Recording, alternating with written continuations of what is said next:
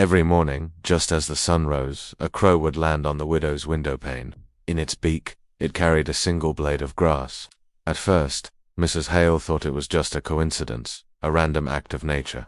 She would gently set the grass aside, wondering why this particular bird kept returning day after day. But days turned into weeks, and the crow never missed a single morning, and each time, it brought the same small, delicate token. Mrs. Hale started collecting the blades of grass in a small vase, a growing collection of green that added a touch of life to her quiet home.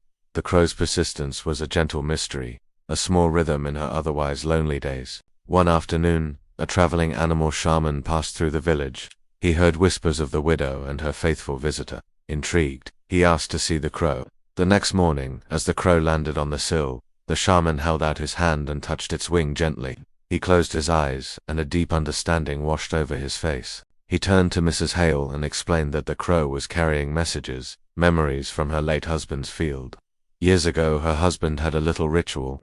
He used to plant single blades of grass as tiny love tokens for her, each one a silent promise. The crow had been delivering them every day, keeping her husband's love alive long after he was gone. Tears streamed down Mrs. Hale's face as she finally understood.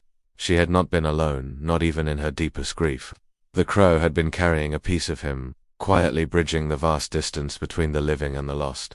She looked at the vase filled with grass, no longer a collection of random plants, but a bouquet of promises. From that day on, Mrs. Hale greeted the crow each morning not just as a visitor, but as a friend.